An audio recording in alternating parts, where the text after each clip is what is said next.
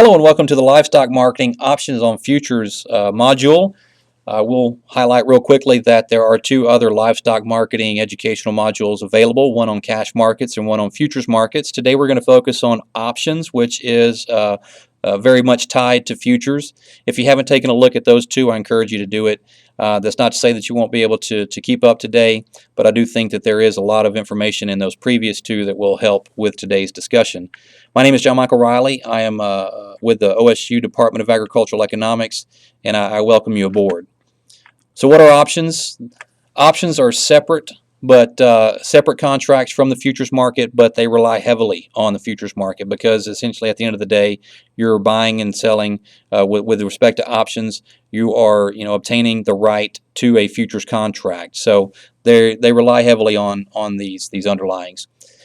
Options provide a lowest price if you're a seller or a highest price if you're a buyer. Another way to think about that is if you're a seller, options provide a price floor, or if you're a buyer, options provide a price ceiling. The buyers of an option must pay a premium, and those cannot be recovered. I hate to say never because they can, but that's a very advanced component. We can think about reselling the option contract back to the marketplace and recouping some of our premium, but for the most part for today's visit, we're going to think about that being a sunk cost. And much like price insurance policies, an option contract offers a purchaser protection against an adverse price move. However, they can capitalize on an advantageous price move, and that's the great flexibility that an option presents, and that's why the premium is attached. You're purchasing an option for flexibility. That flexibility offers you the chance to have a price floor if you're a seller, or a price ceiling if you're a buyer. However, that's not you can get a better price as a result of the flexibility of the option. So the definition of an option purchaser has the right but not the obligation to buy or sell a futures contract at a specified price on or before a specific date. And something to point out here is the right but not the obligation. That's the important difference that an option has. You're not required to exercise the option. You can essentially throw the option away if the market is in your favor. There's two different types of options. There's a put, which gives the option purchaser the right to sell an underlying futures contract, and a call that gives the option purchaser the right to buy an underlying futures contract. So some terms that you probably hear quite a bit. We just discussed the put and the call. The other term out there with respect to options is the strike price. And the strike price is the price that the option allows the purchaser the right but not the obligation to either buy or sell the underlying futures contract. Now want to point out there are numerous strike prices available for every single futures contract out there. We can think about there being lots of different futures contracts for lots of different commodities: live cattle, feeder cattle, corn, soybeans, wheat, crude oil, gold. And then there's lots of months available for all those different specific commodities. And then there's lots of strike prices for each of those months for each of those commodities. So this can get really complex really quick. But just want you to know that there are lots of different strike prices available for every single option available. There's the premium, the final term here that we'll discuss. The premium, that's the amount that you're going to pay someone else to have the right, to have the flexibility, the right but not the obligation that the option allows. So let's jump right into an example, because we can sit here and talk about terms and definitions until we're blue in the face, but it really doesn't start making sense till we start putting some numbers to it. So let's just think about an example. I'm going to play off an example from the previous livestock marketing module that focused on futures markets. In that example, we were looking at a situation where we're in October and we're buying cattle to graze, and then in March we're going to sell those cattle after the grazing period at approximately 700 pounds. In that example, we used futures markets to hedge, where we locked in a price. For this one, we're going to use an option. So we're going to choose a put option because, going back to that previous example, we wanted to sell a futures contract in October and then buy that contract back in March. Well, the put option, or the option equivalent here that allows us to sell and then to sell a futures contract is puts. And so we're going to choose a put option on the March feeder cattle contract to hedge these cattle with an option. The March futures contract in that previous example, here in the month of October, we can think about the quoted March price from the CME group is $1.17 per pound. We called up our livestock extension specialist, or maybe we had this information on our own. But our expected basis here is negative 15 cents. That means we expect our cash price to be 15 cents below the futures market. And that means if we put those two together, the October price of the March futures contract is $1.17. We expect a negative 15-cent basis, and that puts our expected cash price at $1.02 per pound. In the month of October, our expected price in March is $1.02. Like I said before, there's numerous strike prices that we could sit here and play around with on this March futures contract. I'm going to choose a price here for this example that's slightly below the current market. The current market's at $1.17, and I'm going to choose a strike price of $1.12 per pound, which carries with it a premium of 4 cents per pound. Put that on a per pound or a per head basis, carry that 4 cents over 700 head or 700 pounds, that's about $28 per head. So the $1.12 is essentially the price floor that we're going to set after we factor out some basis. But where you come up with that $1.12, again, I'm using it, just kind of pulled it in here for the example. But you would want to spend some time thinking about what's your lowest price that you can bear, and that's a really good starting point to start thinking about what that strike price should be for you specifically. So now then, let's jump ahead into the end of this feeding period or this grazing period. Let's move forward to March. And now we sell our cattle in the cash market for 96 cents per pound. In that same time frame, the March futures contract is at $1.03 per pound. So here the price has gone down from what we were at in October. And how does that shake out with our option contract? Well, our actual basis is the 96 cents that we received locally in the cash market minus the $1.03 that the futures market was at. Again, that's the basis formula. Basis is cash minus futures. So our actual basis was negative 7 cents per pound. It's a little bit lower than, or a little bit more positive, if you will, than what we expected. We expected negative 15. Again, you're trading off some price risk for some basis risk here. So your basis is seldom going to be exactly what you expect. But how does that work with our option? Our option contracts offers us the right to sell a March contract at $1.12. That's what the put option allows. You can sell the contract at that strike price from back in October. And how does that work out in the month of March? Well, the price that we're going to actually write down, that we're going to put in the bank here, is the cash price minus the option premium plus the gains in the futures market. So we look at the local cash price was 96 cents minus the 4 cent per pound premium that we paid for that option, and then we're going to add to it the gains in the futures market, and we did gain here in this example in the futures market. Our strike price was $1.12. That's what we could sell the futures. That's what we could sell the March futures contract at, and the current market's at $1.03. So we would buy the March futures contract back immediately and offset our futures trade for a gain. Our realized price is $1.01. So after you do all the math there, the realized price, the amount that you kind of put into the bank, is $1.01 per pound. Now I want to point out that we're only going to factor in gains in the futures market because an option offers us the right but not the obligation to exercise this futures contract or this option, and offers us the right to actually sell at 112 and then buy it back at the current market. So if it's ever going to be a loss in the futures market, we're not even going to factor that in. We're just going to throw this option contract away. We see that take place here when we think about prices going up. So in this example, same setup. Now instead of prices going down, prices have gone up. We sell our actual cattle locally at $1.24 per pound. The March contract is $1.31, still working off that same 7 cent negative actual basis. I did that on purpose. Once again, the option contract offers us the right but not the obligation to sell a March futures contract at $1.12. And in this case, if we were to sell at 112 and the market's at $1.31, when we offset that futures trade, we're going to be taking a loss. So we wouldn't exercise our option. So now we look at the cash, the price that we put in the bank is our cash price minus our option premium plus any gains in the futures market. Well, there's no gains in the futures market here, so we're just going to exclude those.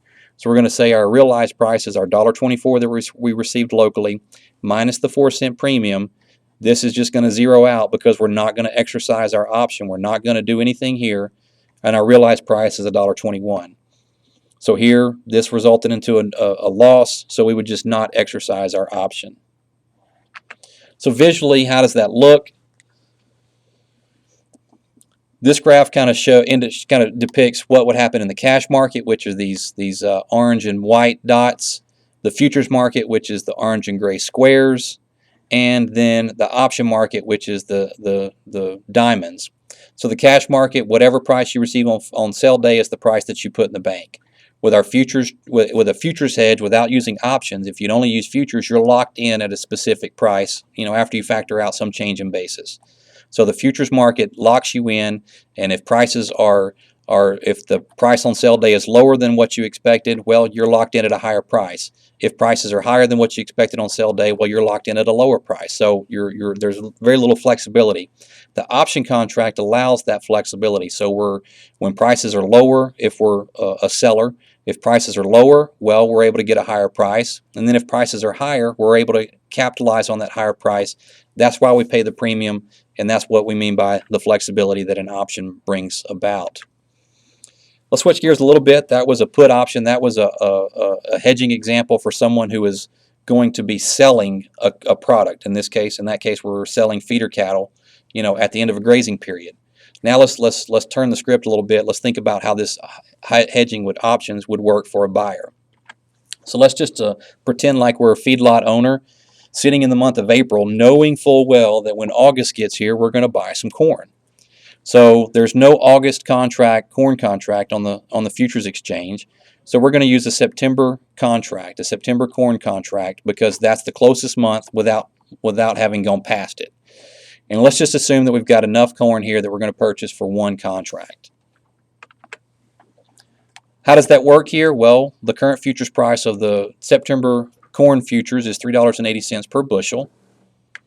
And we expect a basis of negative 15 cents. I looked this up. They just happen to be the same as the previous example. That was purely coincidental. But again, don't get too bogged down in them being the same. That's not to say they always will be. But we expect our basis to be 15 cents below. In other words, we expect our cash price locally to be 15 cents lower than the futures.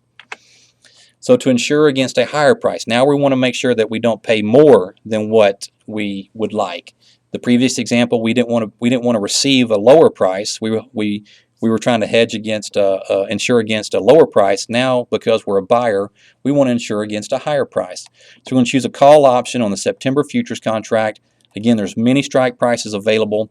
Just for hypotheticals here, we're going to choose a $4 strike price, which carries a premium of 18 cents per bushel. I chose a strike that was slightly above the current market price of $3.80. So how does it work out? Well, if we think about a price increase here, so we move forward to the month of August when we're actually purchasing this corn. The feedlot buys the corn for $4.75 per bushel, so prices have gone up from what they expected. The September futures contract is $4.80 per bushel here in the month of August, so our actual basis is negative 5 cents. $4.75 minus the $4.80 is 5 cents below. Our realized price for this example, slightly different calculation than the put. Because we used a call, we're going to purchase this corn for $4.75, and then we got to think about that premium, that option premium, being a second expense. So we're going to add to the $4.75 the 18-cent premium, and then any gains in the futures market is actually going to reduce our expenses here. So we're going to subtract out any gains in the futures market. So here the call gave us the right to buy the futures contract at $4. The market in August here is at $4.80, so we can immediately offset for a gain of 80 cents. And if we crunch these numbers, $4.75 plus 18 minus that 80-cent gain in the futures market, our realized price is $4.13. So instead of paying $4.75 because of our call option, we were able to realize a price of $4.13. Changing things up now, instead of prices going up in this kind of second scenario for this buyer, in August the feedlot paid $3.25 per bushel for the corn. The September contract was at $3.30 per bushel, again that same negative 5 cent basis, and the realized price is $3.25, the local cash price, plus the 18-cent premium for the call option, and then any gains in the futures market. Well, here there's no gains in the futures market because the call gives us the right to buy at 4 and the market's currently at 330. Well, if we were to exercise this option, that would be taking a loss. So essentially we just don't exercise it. We throw that option away and we go 325 plus the 18 cents for a realized price of 343. So again, that 330 minus 4 was less than 0, so we wouldn't exercise the option. Call calculations are reversed because of the fact that we're thinking about expenses because we're playing the role of the buyer there. So to put that in graphical terms, we really just turn that previous graph on, flip it around. And here, when cash prices are low, if you're without hedging at all, you're going to pay a low price, and as prices go higher, you're going to pay a higher price. With futures, you're locked in. So when the cash price is low, if you hedge, then you're going to actually pay a higher price. And if cash prices are higher, then you're going to, with futures, because you're locked in, you're locked in at this single price. But with the call option, when prices are low, you're able to take advantage of those low prices up until your strike price, and then once your strike price comes into factor, then you're going to be paying. You're going to have a ceiling set in there as the highest that the price you're going to pay. So it looks very similar to the put. It's just kind of flipped around. So that's kind of the gist of how puts and calls can protect your price without locking you in as they would with a futures market. There's another tool out there available that are very similar to options, and that's Livestock Risk Protection, LRP. It's very similar to a put option in that it provides a price floor but offering some flexibility. You can purchase these LRP insurance policies through a crop insurance agent. Most crop insurance agents sell LRP as well as their typical crop insurance products. You can purchase these in the evenings after the futures markets have closed. This is set up this way so that the markets have kind of settled, and then LRP is made available. Some advantages to LRP as over buying an option on the futures exchange, a put option on the futures exchange. They are more flexible than a put in that you can insure anywhere from 1 head all the way up to 2,000 head, as opposed to a put option where your quantity is locked in. You can insure steers, heifers, dairy type cattle, Brahman type cattle with these LRP policies. With a put option, as you think about that previous module, we talked about this. The contract specifications are set by the exchange. Everything except for the price is specified, and so those contracts are set up to be steers, and they don't include heifers, no dairy type cattle, no Brahman type cattle. So you're going to be looking at a little bit different type of basis there.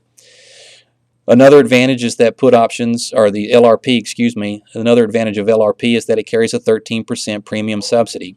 You're going to pay a premium for the put option. You're going to pay a premium for this LRP insurance product. With the LRP, it carries a 13% premium. Everything I've looked at, it's roughly about 13% cheaper than a put option. Obviously, there are going to be subtle nuances, depending on the date, depending on your specific location and the time frame and the volatility of the market. But for the most part, you're looking at about 13% cheaper than the current put option strike prices, premiums. The disadvantages of the LRP is that you're required to hold that insurance product until the end of the time frame. So with an option, if markets really move in your favor, you could sell those back and try to capitalize on an advantageous price move. With a LRP insurance product, you don't have that flexibility. You've got to hold that thing until the end of the time frame, and you can't sell it back. Also, another disadvantage is if futures markets are limit up or limit down on a specific day, then LRP is not available in the evening. So if there's a huge price swing on a specific day, LRP is off the table and not able to be sold by an insurance agent. So those are two disadvantages. And again, you have to just kind of weigh what's preferred from your end in terms of which one of those to buy. There's gives and takes with both. So with that, I'm going to wrap it up. Here's some additional resources I think could be useful if you would like some more information. So look forward to kind of hoping you've gotten something out of this. But if you need a little bit more, here's some good material to take a look at. Thank you for your time. And if you have any questions, don't hesitate to contact anyone at Oklahoma State University Ag Econ Department. Look forward to hearing what you have to say.